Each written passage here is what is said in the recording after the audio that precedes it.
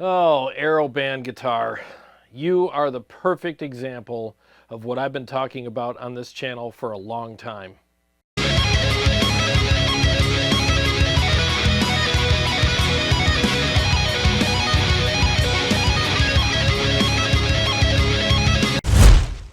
Well, good evening, everyone. Thanks for joining me for tonight's video. I was down here shooting one of my riffs and responses videos, and between takes I was scrolling through YouTube, and in my feed were all these drama videos about this Aero band guitar stuff, and I was like, you know what?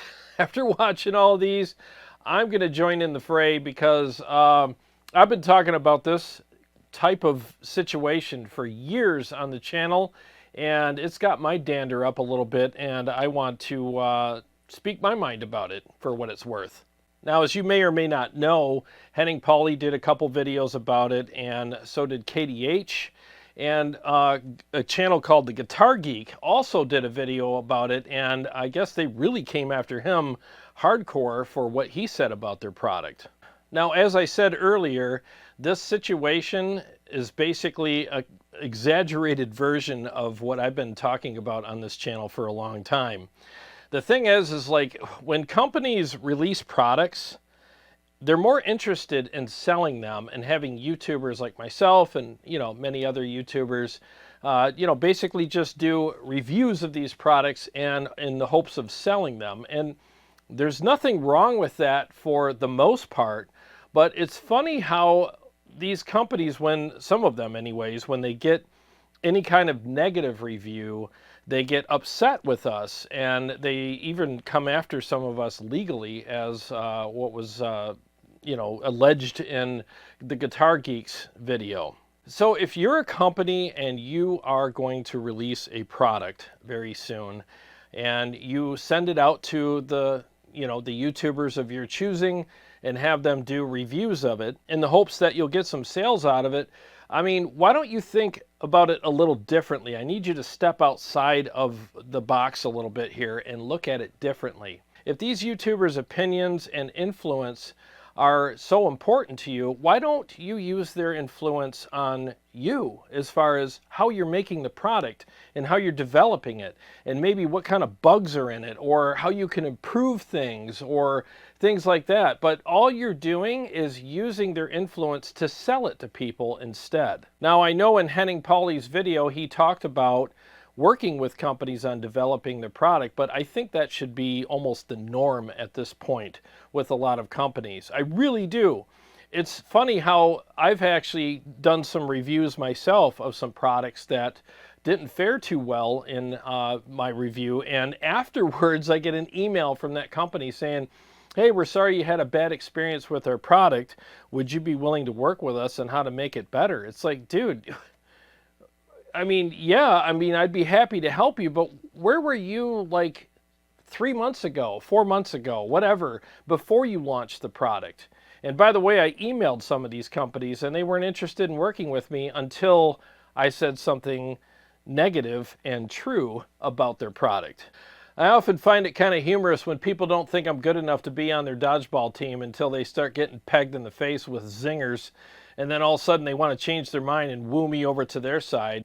So in my opinion, what Aero band guitars did with their launch or asking for reviews of their product is the equivalent to showing up to a party with your buddy, walking in and grabbing the karaoke microphone and asking the whole room for their attention, and then taking the microphone and asking your buddy in front of everybody, hey man, how do I look? And then handing him the mic, only for him to say, because he's going to be honest, that's what you expect, right? Hey man, you got broccoli in your teeth, a booger hanging out of your nose, and your flies down. And then you're going to get mad at your buddy for that? Like, oh, why are you saying that to me? Now everyone's making fun of me. It's like, dude, why didn't you ask me before we entered the room? I think things would have went a lot better. You would have wiped your nose, cleaned your teeth, and zipped up your fly, and you would have had a much better time tonight.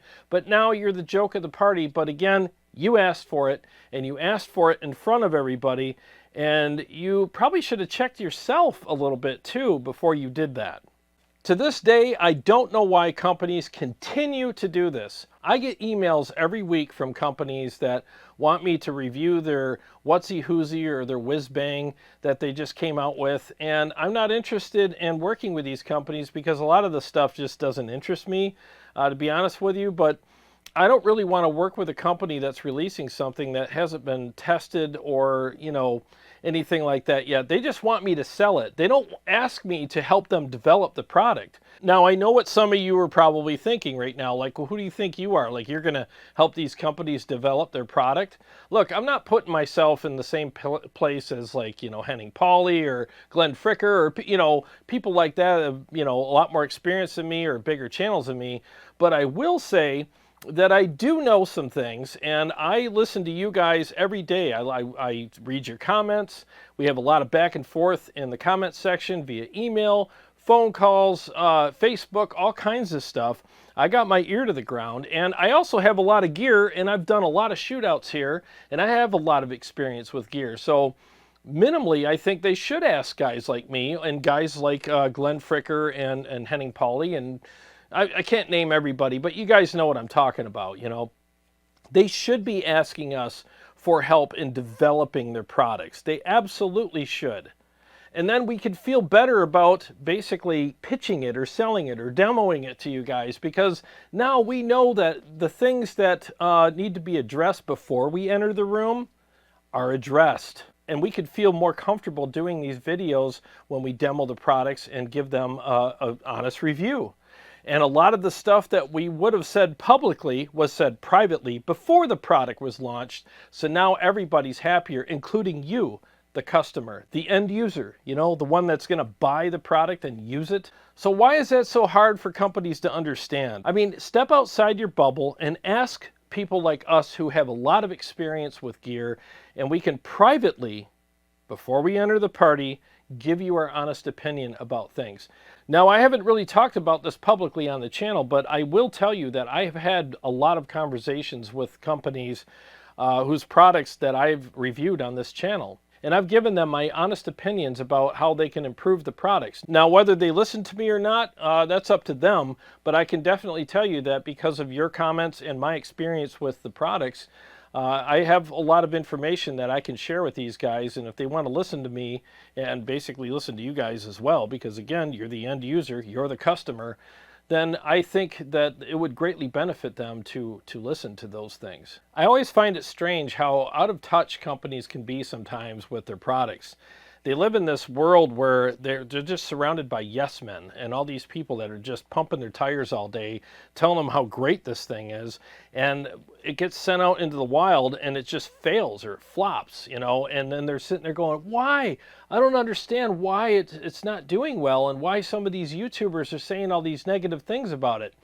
It's like, because you didn't ask them what they thought privately before it got released, number one. And number two, you live in la la land. You live in a bubble and you just think that everything you're doing is great. Now, maybe a lot of the things that you're doing are really great, but there's always that Achilles heel or that weak point in a product that should be addressed before it's released, because to a lot of us consumers, we're not going to buy it if it has that. You know what I'm talking about. I mean, how many times have you gotten a product and you're like, oh my God, this thing's the best. It's awesome. It's got all these great features and this and that. And then you run into that thing where you're like, well, that sucks. I can't deal with it. That's the deal breaker. Now I got to box it up and ship it back.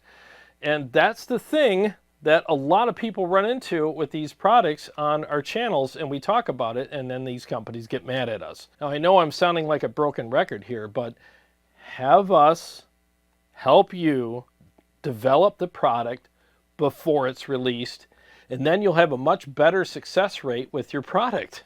I mean, I'll give you a quick for instance. I'm not going to name names here, but there was a product that was launched, I don't know, 3-4 months ago, maybe a little longer than that, I don't know. They launched it, I got my hands on one, tested it, shot it out with a couple other products that were in the same kind of, genre of that product, and it didn't fare very well. They reached out to me after the fact and said, hey, we realize you didn't have a good experience with our product. Can you give us a phone call and we'll talk about it? I'm like, yeah, absolutely. So I call them up, I talked to them about the issues that I had. I even sent them the profiles that I did with it so that they can study them and improve the product with what they learned from those. And they said, we're trying to get you a unit so that you can work with us and help us make the product better. And again, this is after the fact. And oddly enough, when I was talking to them on the phone, I said, did you get my email that I sent you a while back? I wanted to, review the product and give you some, behind the scenes or, behind closed doors opinions about things before you release it so that you can have a successful launch. And he looked at it. He's like, yeah, you know what? I see your email right here. Yeah, we never sent you one, did we? And I'm like, no. This is the perfect example of what I was talking about with the dodgeball thing earlier. Like, they got hit with a zinger and now they want me on their team. It's like, dude, you should have reached out to me before. I emailed you first. You reached out to me afterwards when I publicly, said the things that I said about the product, and now you want to work with me. It's like, if you would have worked with me before, I could have done all this testing before, and hopefully you could have fixed those things before you launched the product.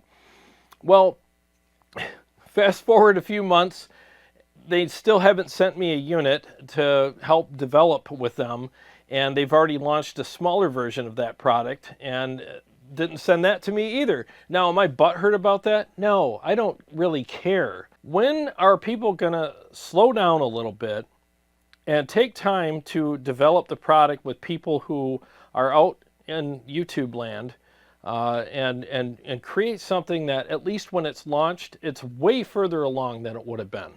I think things need to change with YouTubers. I really do. I think that the value that we have is not just associated with demoing products and selling things, and being an influencer to you guys. I think that we have a lot more value and a lot more to offer companies by being influencers to them and helping them develop products properly before they're released. And I think there needs to be a change with that. I really do. And there's a lot of great YouTubers out there, too many to mention, that I think would be really good in that department and would be happy to do that, and probably are doing it to some degree with some companies. But I think if companies are going to pay us a fee to, demo a product and be an influencer, I think there's more value with that fee to help develop it. And I think they would get a lot more out of that as well. Anyways, those are my thoughts on this whole scenario, and I wanted to do a video about this a while back, but when I saw this issue today, I was like, there's the catalyst right there. I've had it.